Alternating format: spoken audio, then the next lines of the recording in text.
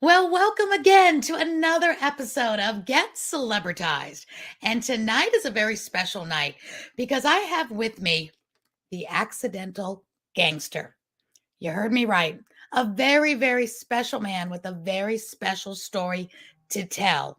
And you know, in this podcast, in this show, my motto for everyone is to learn how to earn more so you can live more, so you can give back more. And this gentleman is a very special guest because he's earned, he's lived, and he's giving. And I really want you to get to know him as the person he is now and why he's living his legacy now. So before I bring him on, I want to tell you what some people in the back of his book are saying about him and this amazing book, a bestseller, The Accidental Gangster by Ori Spado. Nikki Pileggi, author and screenwriter of Casino and Goodfellas. For nearly 40 years, Ori Spado was a friend and associate of John Sonny Franzese. Hope I said that right. Underboss of the Colombo organized crime family. His relationship with Sonny brought him to the attention of the FBI, which eventually led him being indicted with Sonny on federal RICO charge and imprisoned.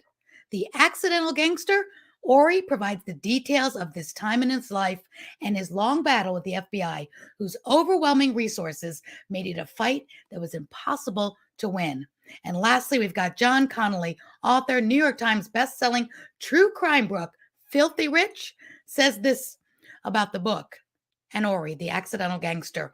Ori Spado had been a thorn in the side of Los Angeles field office of the FBI for almost 2 decades before they finally took him down. Accidentally or not, Ori was quintessential mob character, complete with a pinky ring and a slow, steady, deliberate voice, whether speaking with friends or foes. But like so many other good fellas, he was set up by a friend's son. You'll have to read the book to find out who set him up, and this might be a new movie. Let's talk to Ori and find out. Ori, come on up. Welcome to the show. Good afternoon, Aurora. How are you today? Thank you. I am good. I am good. Well, this book I've only touched the surface on.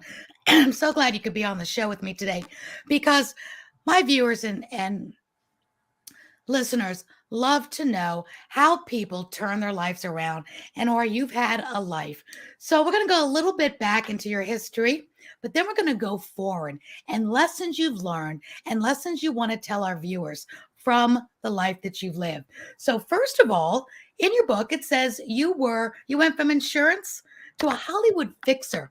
What is a Hollywood fixer? Well, I'm the guy that handles a lot of problems for people in Hollywood. All What kind of sorts of problems? problems. I mean, it could be a problem beyond the set. That's how it began. A director, an actor was given a director problems, which happens often, which slows down the movie, puts the budget up, and they don't like it when the budget goes up. Nope. And then enter Ori Spado.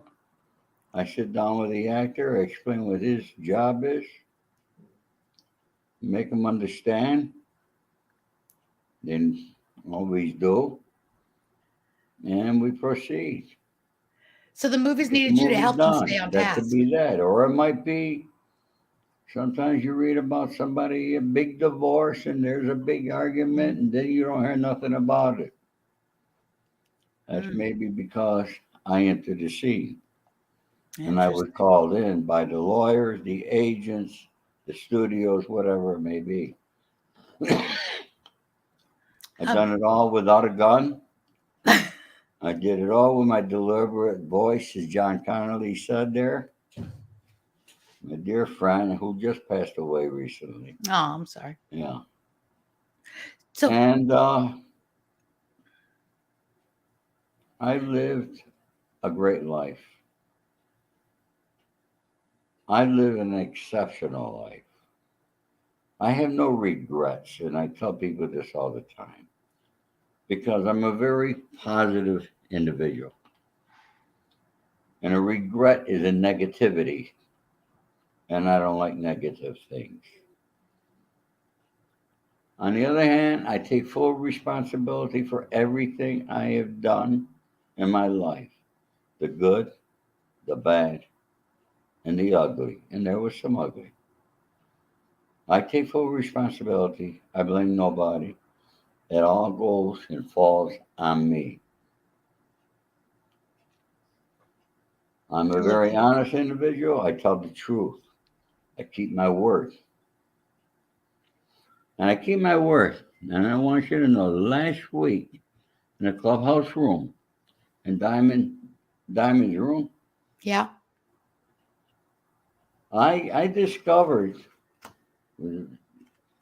people don't have all that much money nowadays. Some Yeah. people are hurting. Oh, yeah. And to purchase an autographed book from me for $54 is an awful lot of money. Yeah. It's okay. Hello? Hold. Hello? Yes, Ori, please. This is me. Hey, Ori, Dr. Finance here. Tony, how are you? Could I call you back? I'm in the middle of an interview. Absolutely. Yeah. I'll be around for about another maybe 20 minutes or so. It's kind of late here, It's but going to be a little longer than that. all right. Thank you, Ori. Good. All right. I'll call. I know Dr. Finance. Love it. Clubhouse friends. Yeah. So when I discovered, one girl told me that $50 they could feed a family of 4 Mhm. for a day. Yeah. So what I did for this week, beginning today, and for all you folks who do not know it, it happens to be Dr. Seuss' birthday month. Oh. All right. So March is designated as National Reading Month, a month to motivate Americans of all ages to read every day. So what I'm doing, 1 week only, beginning today, Okay. my book is only $19.95 at my website. That's an autographed copy. I will autograph it, and that includes shipping. And you are a man of You your see? word. You autograph them. I got mine.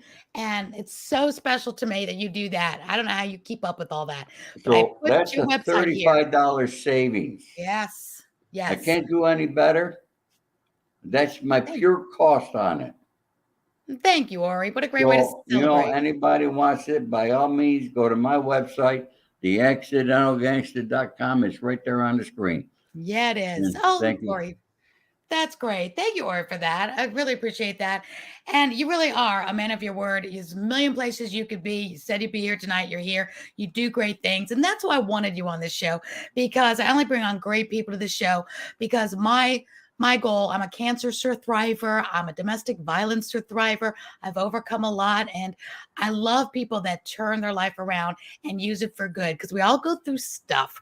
And you've been through stuff. And I love how you take responsibility and you're saying, hey, it is what it is, but I made a difference because of it.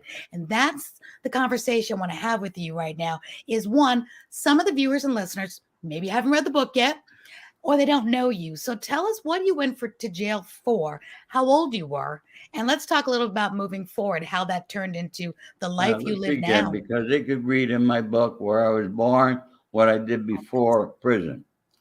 Okay. I was arrested at the age of 63 years old. I never thought I would live to 63. Wow. My father passed away at 62. My grandfather, I think, was 45. My grandfather on my father's side. Right. And I never thought I would make 63 because I got the same thing as my father and my grandfather. I'm a diabetic and I got stents. Oh, okay. And I got arrested instead of dying. Wow. And I did 5 years in the federal penitentiary on RICO charges, which means racketeering influence corrupt organization. Okay, which in 1997, the FBI in Los Angeles said, we will see the day you are chained, shackled, put on Con Air, and brought to Brooklyn. I laughed at them. 11 years later, they made it a reality. It happened. So And, there really is a Con Air, right? we talk a lot in Clubhouse. Everybody's looking for a mindset.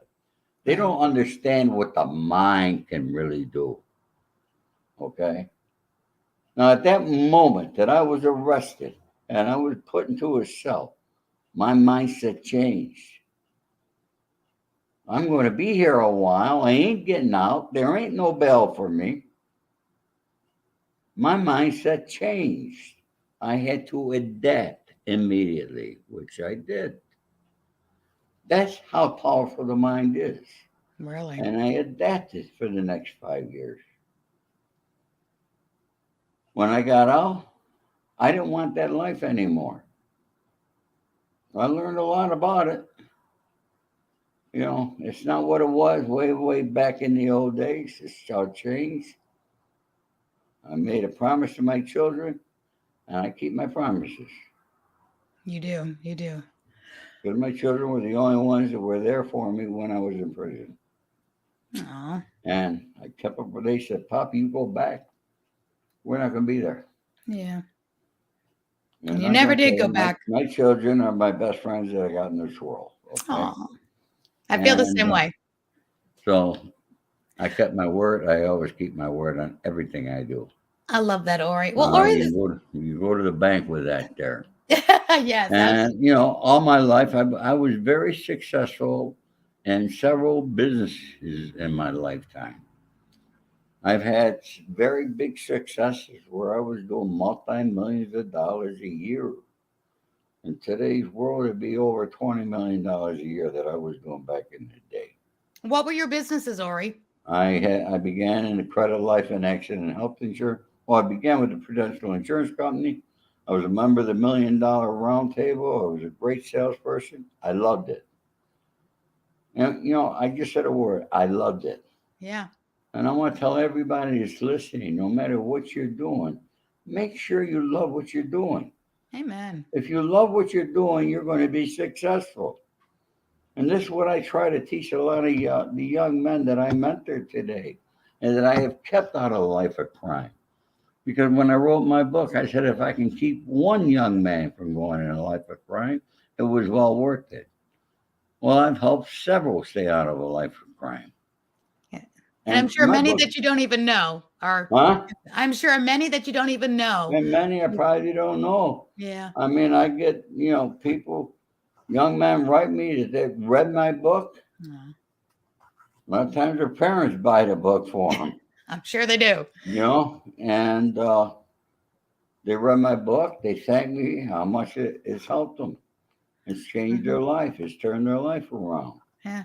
Or And you were so- talking about when you went to prison, your mindset had to change. And nowadays, after this pandemic and business owners, you're saying, they're struggling. How do you change that mindset? Like, what was something you did to make that mindset get you through those 5 years and then come out on a better side? What people don't realize, the most powerful thing that you got is your mindset. Mm-hmm. Okay? But you got to train it. It's up to you. Okay? Your mind don't talk to you. Your brain don't talk to you. You got to talk to your brain. Oh, that's good. I like that. Yeah. You have to develop these skills and do them on a consistent basis. People think they could do it once. Well, it didn't work. All right? Well, look, if you did it once and it don't work, you got to learn to accept that failure as a learning experience. Mm-hmm. So, I see men get locked up in prison. They're crying. They're afraid. They're fearful. I went in with a mindset. That's what it is. I'm here. Okay, Mm-hmm. so how do you live in prison? That's how you live. Okay, you learn what you need to do. And you follow the rules. Mm. We had rules in La Cosa Nostra. And those rules are rules that every citizen should be following on a daily basis. What were Keep some your of them? word. Keep your word. Be on time for a meeting. Okay. Show up. Those were your rules? Show Don't up, fool be on around with time? another man's woman. Never hit a woman. Yeah. I mean, there's all sorts of things Hmm. people don't understand. But we live by it. I still live by those rules. There's nothing wrong with those rules because they work. I love that. I love that. So, what was the first thing you did when you got out of prison? You're a changed Well, man. the Your first thing mindset I ready did, to my son and my nephew picked me up. First thing they did is they stopped at a burger place. What, Outburger? Oh, yes, Outburger is in California. Yeah, Outburger, right? Yeah. Yeah, that was my first real meal after 5 years. And then I had to stay with my son for 6 months because I had 6 months of home confinement. And I had to report once a week to Probation. probation. And then I had 4 years of very strict supervised release. So when I say strict, I mean I could walk into a restaurant and there could be a felon in there, and I could be violated for being if I said hello to him. Oh, wow. All right. Careful. So that's how I ended up writing my book. So when the COVID came, it didn't really bother me. Number one, I'm comfortable where I live. I got a nice place here. Okay. It's suited for me. I'm right in the center of Beverly Hills. I'm happy here. Is that when you wrote your book during the pandemic? Huh? Is that when you wrote your book during the pandemic? No, I wrote it actually before the pandemic. Okay. But, it came out During the pandemic? 2001. What's this? 2000? No, it came out 2000. When did it come out? Came out just before the pandemic. Probably 2019? 2019? Holy shit. I know. Time goes by fast. Well, it's a great book. I'm glad it came out. Yeah, no, it took me a while to write the book. I wanted the book when you read it. I wanted it to sound like me. Mm-hmm. I wanted my words to come off the pages, which I think I accomplished that. And every word in there is the truth. I love that. And isn't there news that this is going to be a movie? Huh? Isn't there news that this is going to be a movie? Yes, it's going to be. Any news on that? You can give us any inside scoop? The only scoop that I can give you is that a $6 million offer is going out to a particular actor this week. Or it's already gone out. Oh, exciting. What a great movie this is going to make. So, when an offer goes out for $6 million, it's real. It's real. Oh my gosh, that's great. Well, we're going to stay up with that, and we're definitely going to get the book and go out and see the movie. Well, it is being directed, I got to tell you, by a gentleman who's become one of my best friends. Director George Gallo. I can't say enough about him and his wife. Two awesome people. Very creative. I mean, George is also an artist and a musician, besides being a writer and a director. So, I mean, the guy is just oozing with talent, I gotta say. And what a great person to do it. Huh? What a great person to do your movie then. And one of the nicest person you ever want to meet. Oh, I'm glad. Well, we're excited for that. It's going to be great. For that to be said in Hollywood, that's a rarity. No kidding. Yeah. On that, who's your favorite celebrities? Do you have any favorites that are really good people that you just really like? Because you're right there in Beverly Hills, the Hollywood fixer. I know you've got stories to tell, but tell us some of the nice ones that are, you really get along with and you like a lot. Love to hear good news. Nobody in particular. Nobody in particular. I know the bad ones. No kidding. I've been with a lot. Some of the women I dated.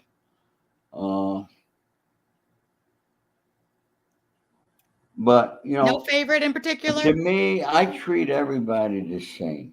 I'm going to talk to the homeless guy, just like I'm going to talk to the guy who's up there in the tower of offices. Good I for you. I treat everybody equally, which we all should do.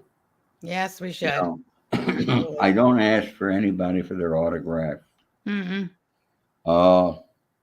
This past weekend, I was a keynote speaker at the National Auto for Digital Airstrike, a awesome group in the automobile industry for the National Auto Dealer Association convention in Las Vegas. I was there with Vanilla Ice, Oh, we love Vanilla Ice. and He's a he's good guy. awesome. And He I is. love the way he spreads love. Mark McGrath, awesome gentleman, one of the nicest people you ever want to meet. Cracker. And this is the second thing that I've done, second speaking engagement where Vanilla Ice is You guys are following performed. each And he other told me, around. Lori, I'm not stalking you. I love And I that. was with, and they had me all day with Brandy Glanville from Beverly Hills Housewife. How fun. And, we simply had a ball. It was an awesome event. And I must have taken over 500 pictures. Even when I was walking through the casino, I couldn't believe that people were recognizing who I was and stopping me and wanting to take a picture with me. Oh, that's cool. And So, you're just a real nice guy. And it's good that when you have celebrity friends, they're just real people. And like you said, treat them the same as the person that's cleaning your windows to the person that's, running Wall Street or in yeah. Hollywood movies. So good for you. I love that. Ori, what's your best lesson learned? Your best My lesson. best lesson learned? Mm-hmm.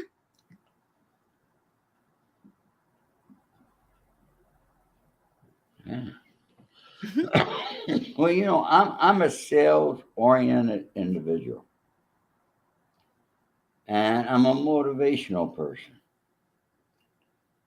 There's a lot of people that are very independently wealthy of people that I trained in sales.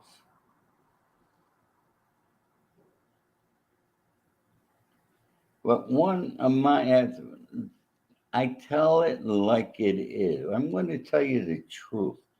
It might hurt you sometimes because the truth does hurt. Mm-hmm. But I'm going to tell you the truth. And I always tell the truth because that way I always know what I said. True. I don't Yeah. have to bow. I don't have to think about what I said. I know what I said because I didn't lie to you. So That is true. That is true. So, that's one of the things. And being on time. I got a rule Yeah. for being 15 minutes early Me too. for an appointment. Yeah, you're on time if you're 15 minutes early. And there's only one reason to miss an appointment, and that is death, your own. Mm-hmm. Not that your mother died, your father died, your husband died. That's not an excuse. Because if you want to be successful, you need to learn that you're going to have to sacrifice. You're not going to be home sometimes for dinner. True. You're not going to be at some event for the children. True. These are just things. If you want to be successful, you got to sacrifice. You really do.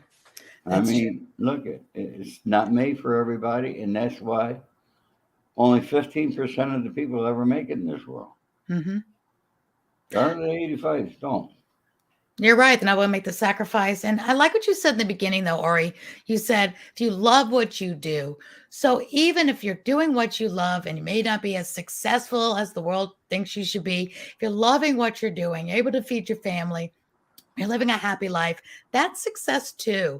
So people can really know if you love what you do and you don't want to go to the top 1% or be the billionaire, that's okay. Because happiness comes in so many forms. So I like that you said, love what not you do. everybody's going to make it up there to the 1%.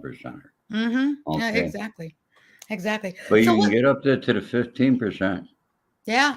And as if you're doing what you said, which I so believe in, you're on time, you're a person of your word, you tell the truth, then no matter what you're doing, it makes a difference and you're living your legacy and you're making an impact on people's lives by being that stand-up person. And then everything else will fall into place. And we need, everybody to do all sorts of different jobs in this world and careers. And I love that you're truthful, you make commitments, you're a man of your word. That's so important. And it can be so much rarer these days to find people to show up when they say they're going to show up, or, to keep a commitment, not make excuses. Do you find it's different now than it was, say, 40 years ago? Do you think society now is worse in that way? or the same? I think it's worse. That's my personal opinion. Mm-hmm. But I'm an older man. Mm-hmm. Okay. I believe in communications. Okay. And when I say communicate, I mean you and I are talking. I don't mean text message. I don't mean emailing you and waiting for an answer. Yeah, you I call. mean talking. Mm-hmm. Okay. And people don't do that today. I get disgusted. I go out to a restaurant here in Beverly Hills. I see a guy out with his date, and Yeah. they're both at the phone. Texting to each other across the table. Probably no, they're probably not. They're texting or they're Other on people. social media or some bullshit. Okay, they're not getting to know each other. No, no. You know, so it's taking the fun. I grew up in here. Our neighborhood was safe. We kept our doors unlocked. I went out. I played with the neighbor kids. We played stickball. We played baseball. We played hide and seek. You know what I mean? Oh, I remember hide and seek. And we knew everybody, and everybody knew us. Yeah. I live in a building over here. I know my neighbor there. There's 26 units here.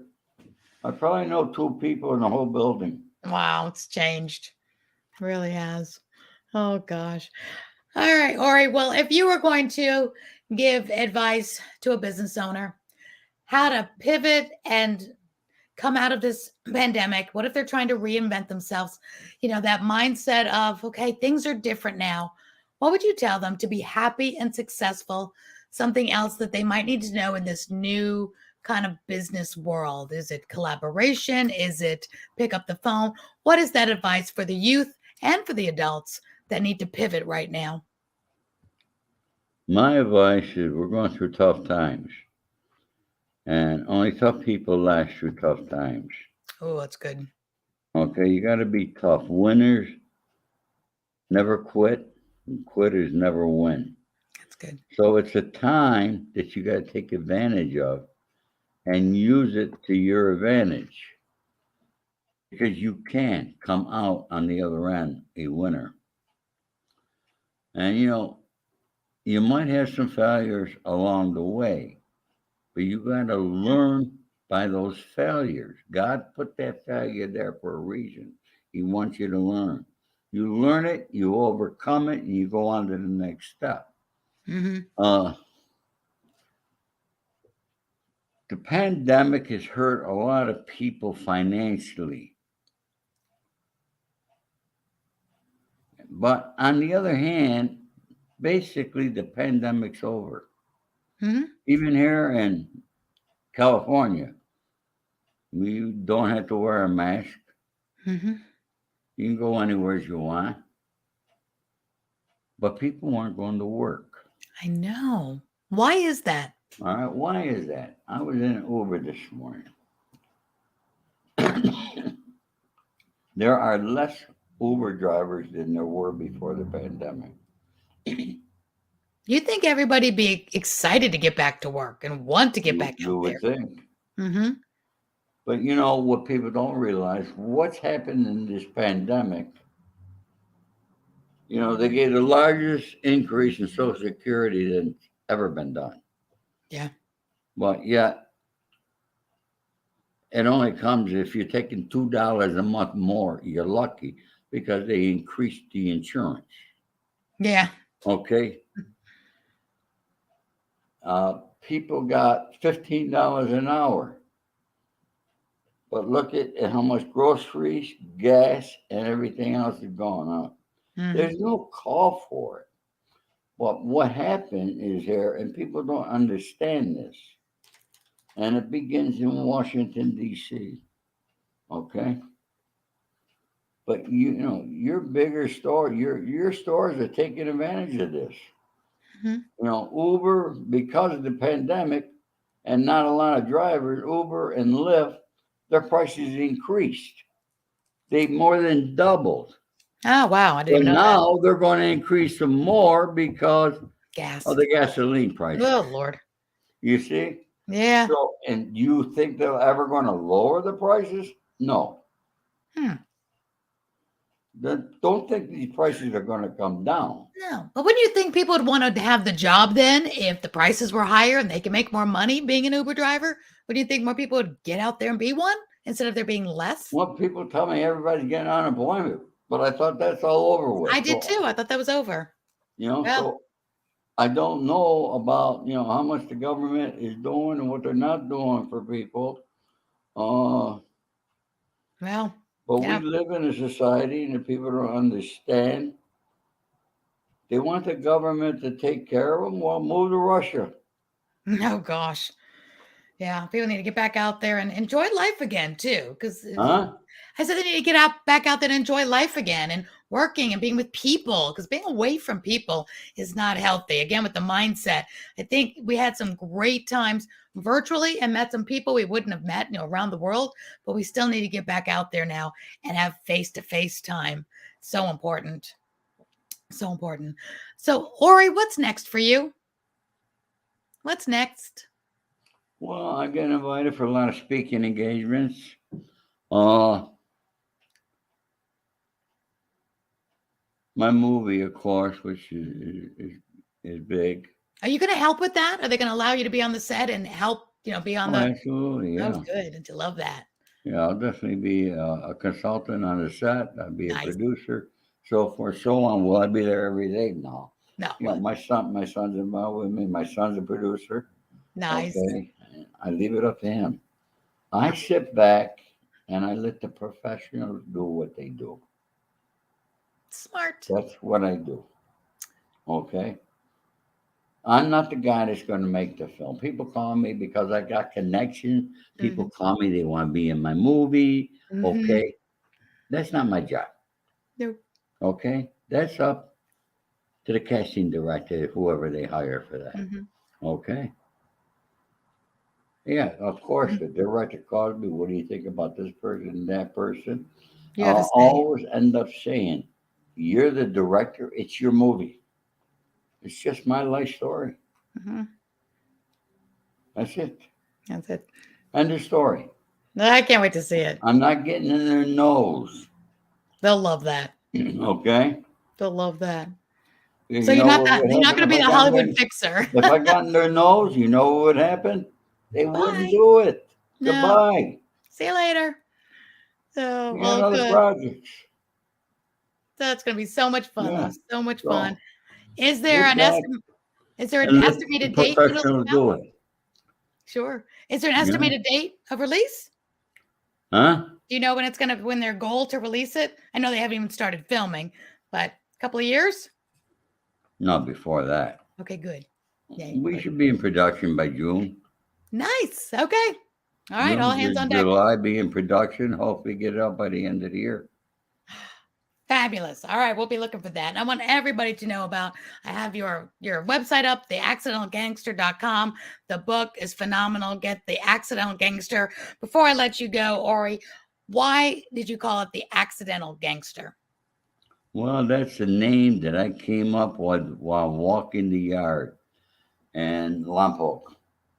I've been an avid reader all my life, and I read every night when I go to bed. I got a book next to my bed that I read. And I just came up with it, not dreaming I ever would write a book. And then when my entertainment lawyer told me one night at the Four Seasons, write a book, Ori, we'll get a movie made. And I wrote it. Oh, I love that. Well, good. And we're all going to read the book and And see the the movie's movie. being made because of somebody else, not that lawyer. But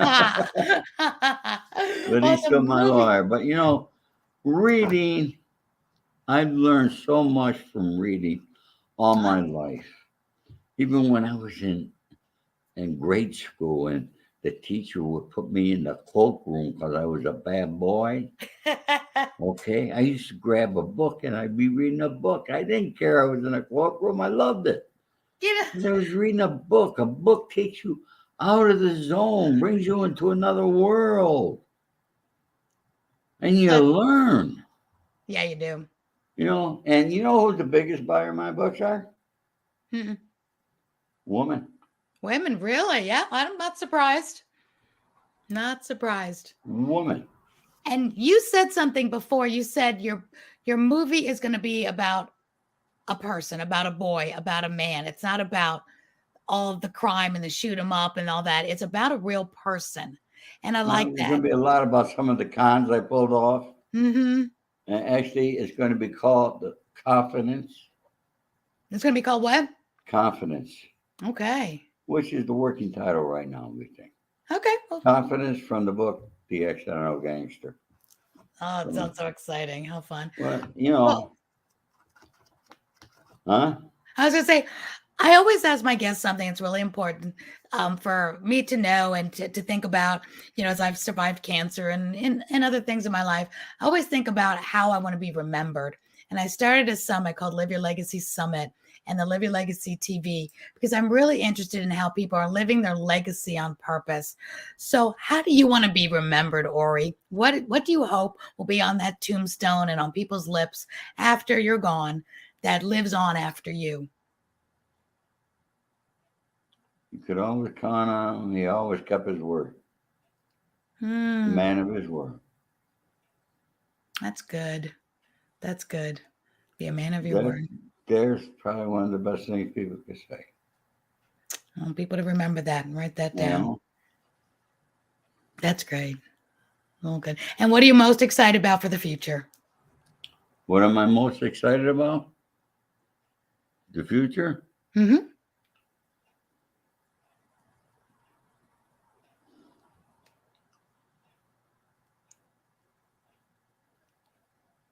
I take every day that the Lord gives me.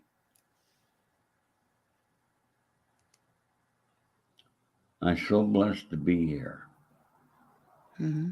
Something happened to me last Monday, a few days ago, and I'm still here. Really? Okay? I don't want to get into it because I don't want nobody to give me sympathy. And I don't put it on Facebook. I don't put it on Instagram. These people go through, I got cancer. I'm in the hospital. My dog died. I don't want no sympathy, folks. I accept life on the terms that it was given me. Okay? I live my life. This was my destiny. This was laid out before I came here. Everything I've done in my life, I was supposed to do. It's my destiny. The good, the bad, the ugly. But thank the Lord, since my release of prison, I've been doing good. Some people call me a humanitarian. Now they're calling me a celebrity. They're calling me a legend. They've been calling me a legend. I'm just Ori Spado, folks. I put my pants on the same way as everybody else does, one leg at a time. I'm a very simple guy. I'm okay. Financially, I don't need no money. Okay. Why? I worked for it because I came out of prison with nothing. Nothing. I've been a millionaire several times in my life. I keep coming back. Okay. I'm not a show off. I don't need to be driving a Bentley to prove that I got money. Mm-hmm. Okay. All the Bentley shows me is you're a drug dealer. Some of the wealthiest people are like that, where you never know that they were millionaires and billionaires. Very humble life. Make more than you spend. Steven Spielberg is a billionaire. Mm-hmm. He drives a Toyota Prius. Yes, I've heard that. Good for him. That's great. Speaking of which, also another passion of mine is I want to help as many nonprofits before I die as I possibly can, because they've been I think of them as heroes in this world. They go through something and then they turn around and start a nonprofit to fix the problem or help the cause. So do you have any favorite nonprofits and charities that are close to your heart? Not really. Things like Diabetic Association, the Alzheimer's Oh, yeah. organizations, your heart organization, those things. I donate. I like to donate to where I know the money's going to. Yeah, me too. Okay. I'm not giving money for anything out of the country. Mm-hmm. Okay, to feed the children in another world when the children in this country need to be fed. Mm-hmm. And I'm going to tell you, I know a con man that says he's got things in Kenya, and the money ain't going to Kenya. Yeah. It's going So to I'm his always so pocket right here in the country. Okay, so, but I see a lot of people, celebrities, they do it because their dollar buys a lot more in another country. I can understand that part of it. But even what their dollars pays for in this country, we should be taking care of our people. Mm-hmm. Why are we putting our nose in the world affairs that we got no business being? Okay, we should be taking care. We got people that going to bed in this country starving every night. Yeah, we really do. Really do. And that's who we should take care of. And I agree with I'm And always really careful where I give my money because one of my best friends helps feed the orphans in Haiti, and she has children from Haiti because her best friend was murdered and left 5 children, and she was Haitian. And so this woman doesn't take a penny. She literally hand delivers every penny and everything to this orphanage and hospital in Haiti. And that's like the person I will give to because I know exactly that it's going there and there's no middleman. So when I do give out of the country or something like that, because I know I love to give locally, but when I'm going to give like that, it's to people like Linda Gunter, who has that charity that gets it there. So I'm glad you said that. So you got to be careful where you give your money to. Make sure it's getting where it's supposed to go. It's really important. And one thing I like to tell everybody, we are here on a journey on this planet, and it's not for a long time. Mm. We're here for, no matter who we are, we're all going to die someday. Okay? So you should be taking advantage of every moment that you're here. Spread love. Amen. When you read my book, I'm almost done. did you get to the epilogue yet? No. Mm. All right. When you get to the epilogue, I ask for everybody to reach out and hold everybody's hand. Mm. Because together, and it's going to take us all, together, we can make this world a better place. It really can. One person at a time, one hand at a That's time. right. So hold your hand, Ori. You got it. Yay. Ori, thank you so much for being here. Thank you for spending your valuable time with us to share with us your story, your legacy, and how you've turned a situation that could have gone totally the other way, but you turned it around for good. You're an Thank you, amazing Aurora. person. Have a great day, everybody. God Thank you bless. so much. Thank you, Ori, for being here. Until next Bye-bye. time from Get Celebritized. Thank you, Ori, and good night, All right. everyone.